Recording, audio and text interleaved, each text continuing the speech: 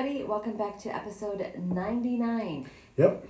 Uh, 2000, almost, what is it? 2000, party's over. yeah. Never mind. You almost wouldn't to- understand. Yeah, almost to 100.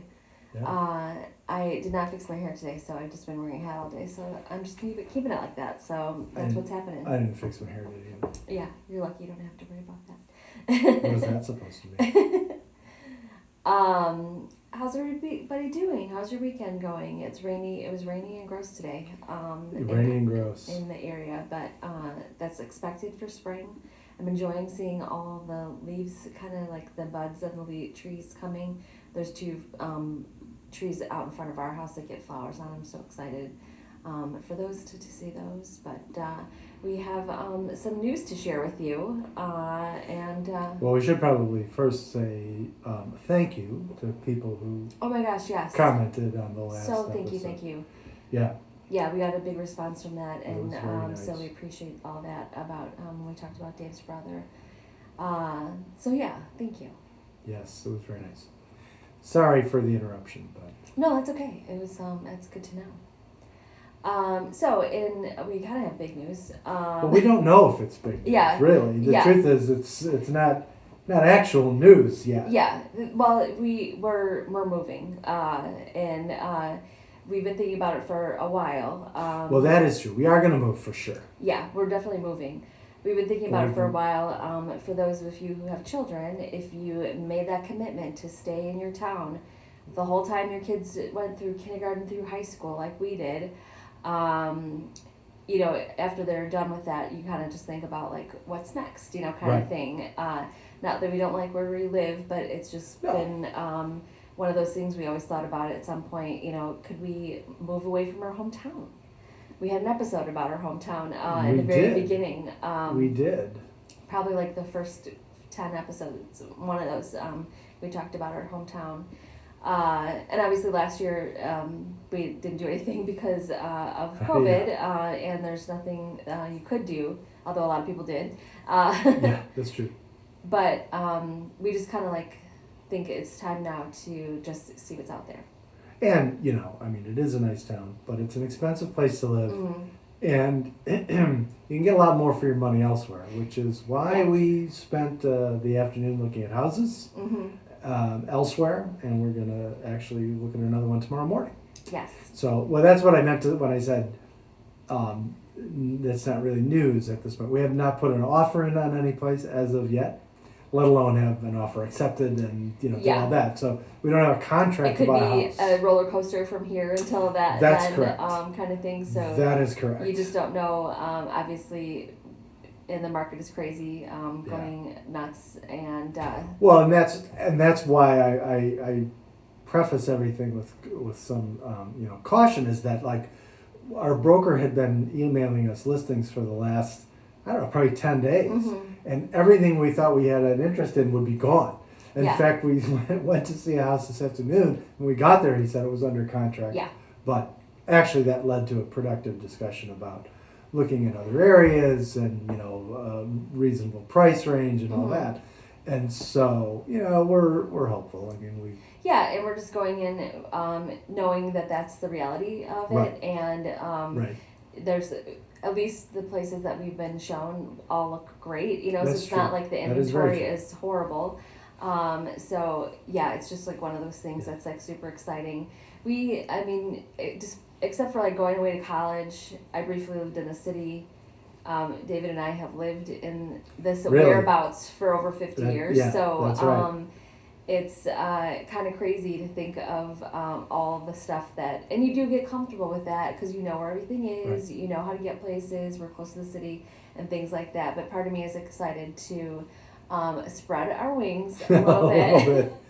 Yeah, And we're it's not like- abandoning the Chicago No, area, but no. we're going to be probably, we don't know yet because, as I said, we haven't actually Yeah. put an offer in on anything yet.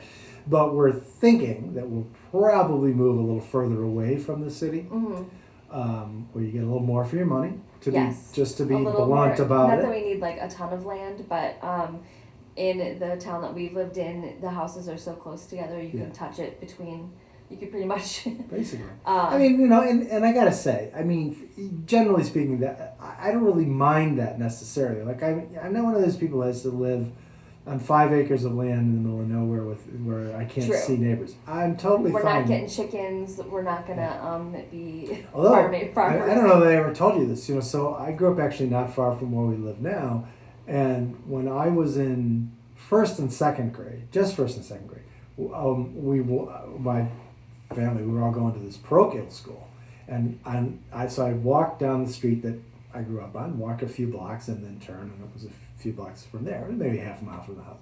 But I would pass a house every day. They had a rooster in the backyard. They had a pet, and it was a pet. It was a rooster, so it obviously wasn't for purposes of having, Right.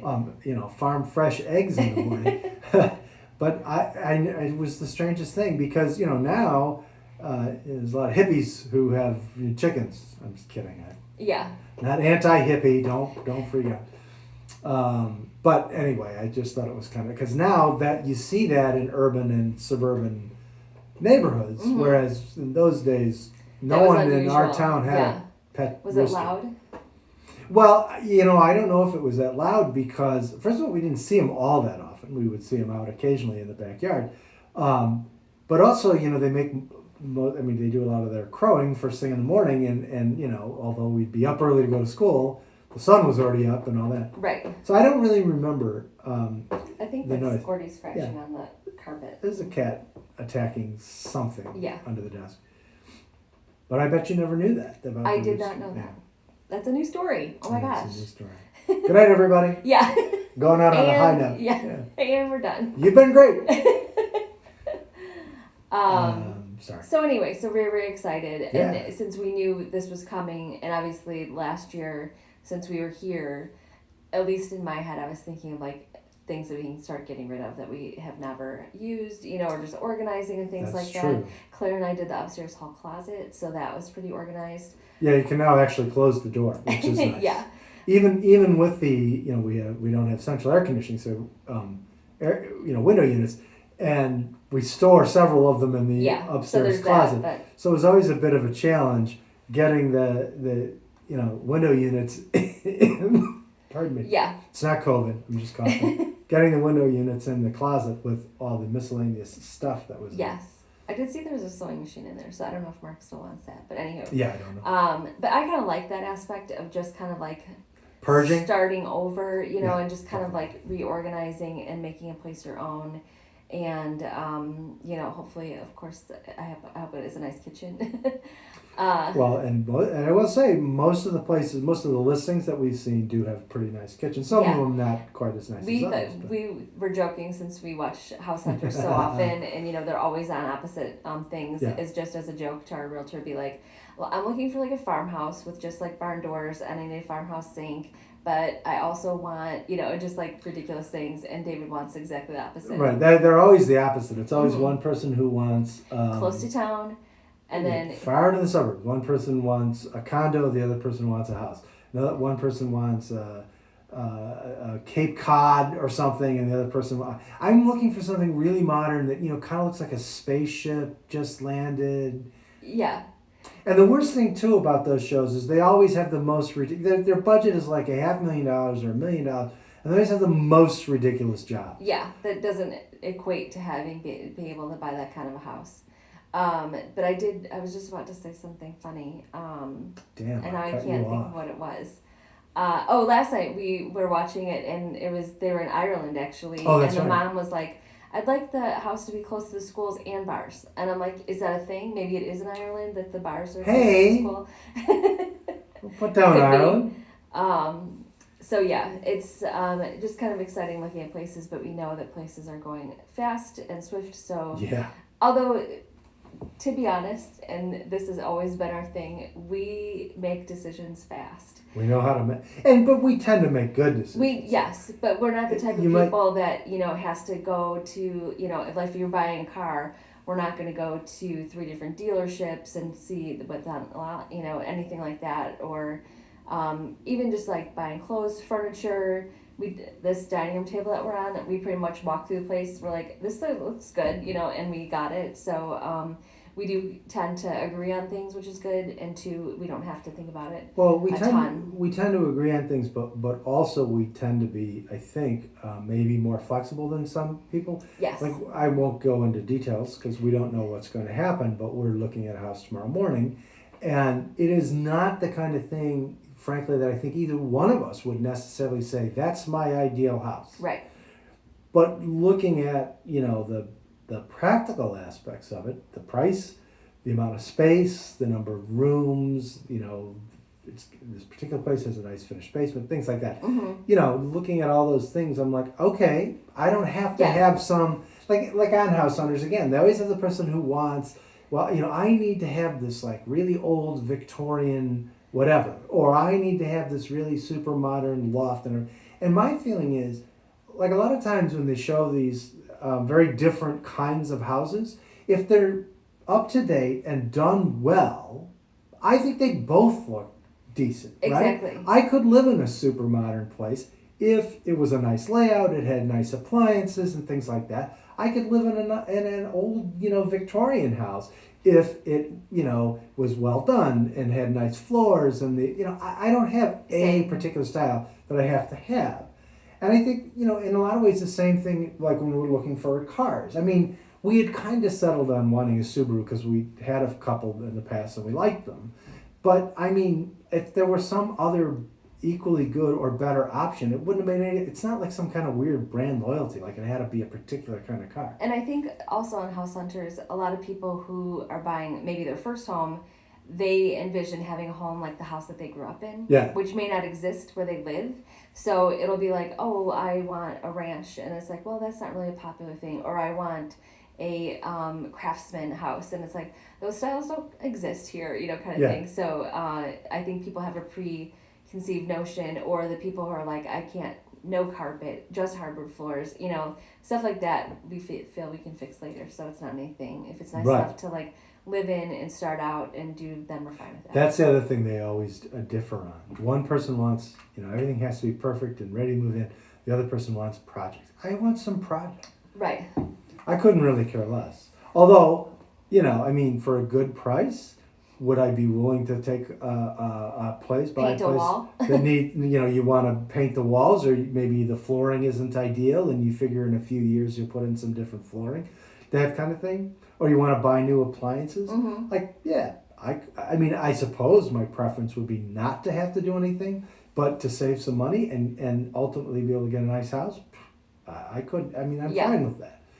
I'm not like the most, like, I wouldn't do that kind of stuff myself for the most part, because I don't think I'm very handy, and two, I think if there are people whose actual jobs are to do that kind of work and they're good at it and they know what they're doing, I kind of feel like it makes sense to trust them. Yes. However, I mean, there are a lot of people who've learned those things on their own and they can do them for themselves. Fine, cool. Yeah. My dad was really handy.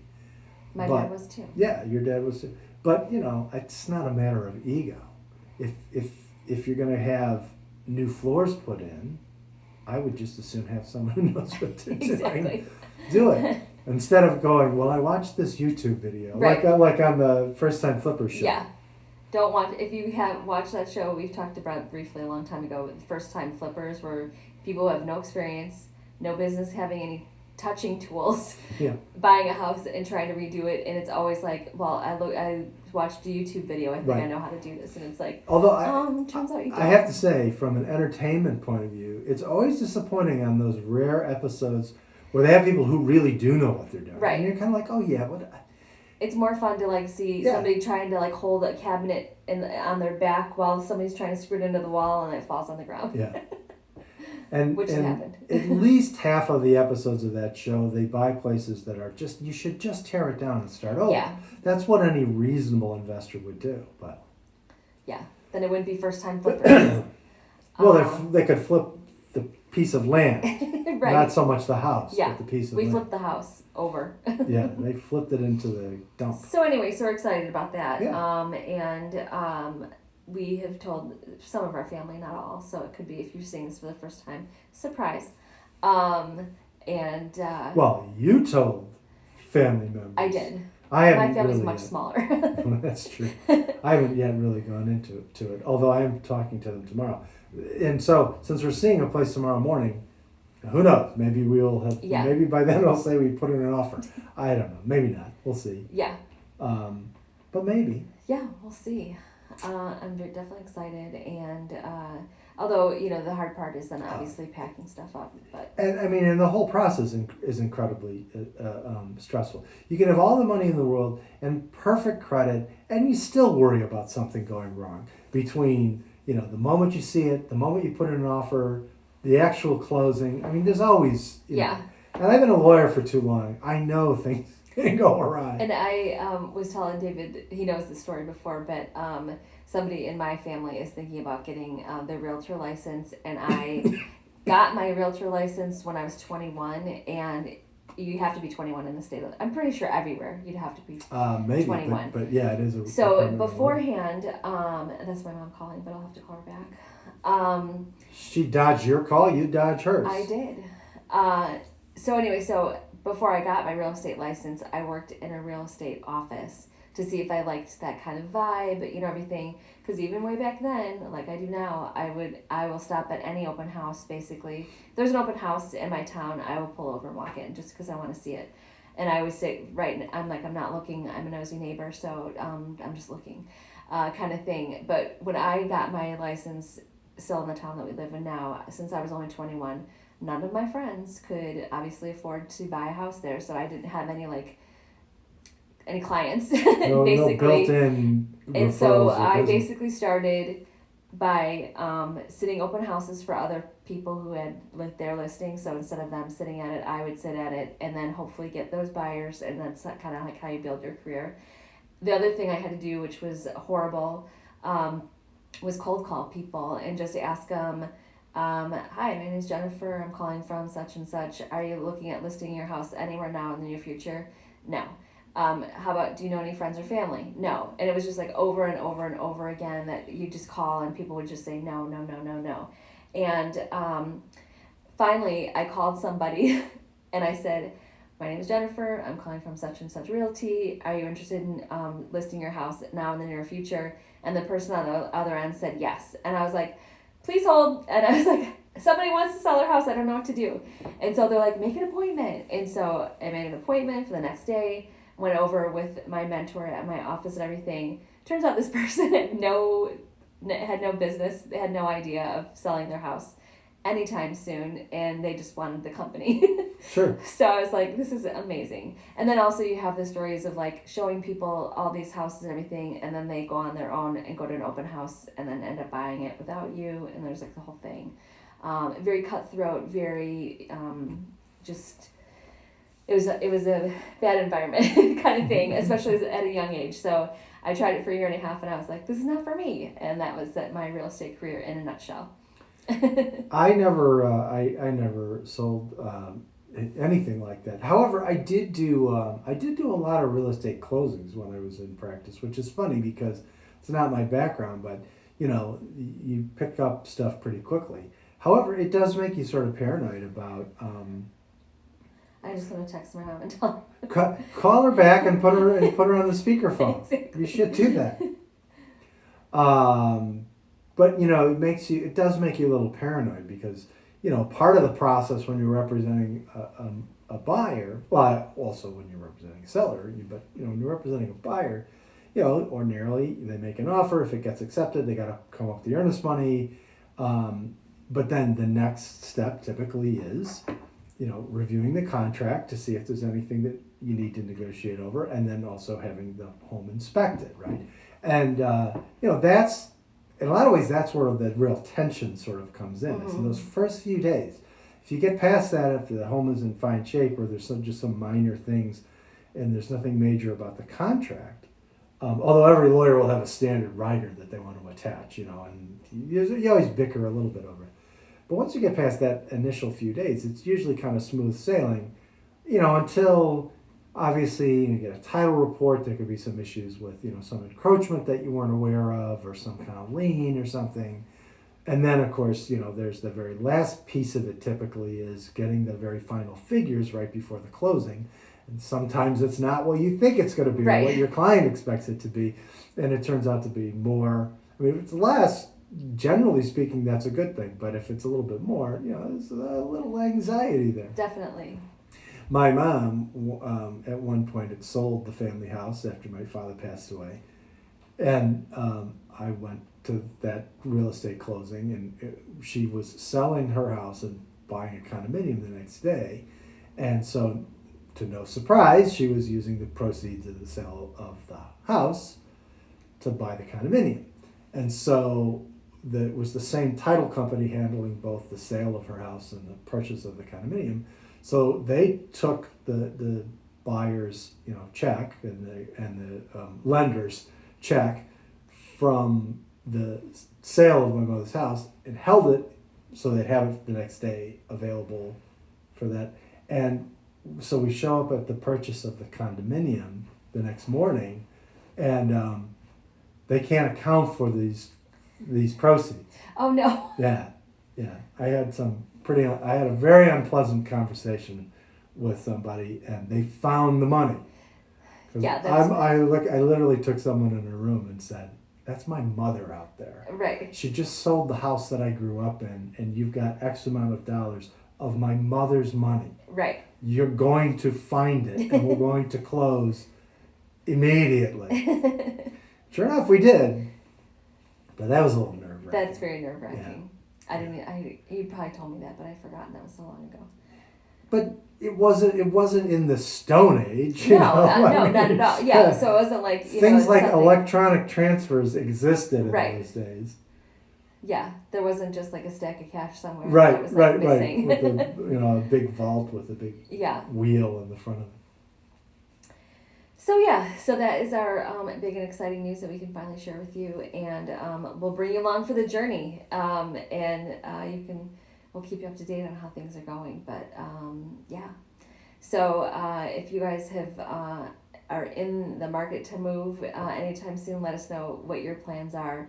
A lot of people are making that decision after the year we've had of just getting out somewhere new and starting something different and creating a new path somewhere else. So that's what we're doing, and we're very excited about That's it. what we think we're doing. That's what we hope we're doing. We're going to try to do it, yeah. And next thing you know, it'll be like, the only thing that was available was a ruin. Yeah. Then we're going to start our new career as flippers. Yeah. We're going to call HGTV down, and then we're going to start a show, and then we're going to turn that into some kind of huge thing. But anyway, so let us know what you think about our news, and we will see you on Tuesday for our 100th episode. That's right. We're gonna recap. We were supposed to talk about that. I guess we didn't. Yeah, we didn't, but we'll talk about it on Tuesday, and we're just gonna recap some of our favorite episodes so far. So we will. It's gonna be a clip show. It is gonna be a clip show. No, it's not. Wouldn't that be funny? How would we do that? No, I have no idea. My editing skills aren't that good. No, it would take us from now until Tuesday to put that together. Right. So we don't have that. But anyway, hope you guys have a good rest of the weekend, and we will catch up with you later. Have a good night. Bye.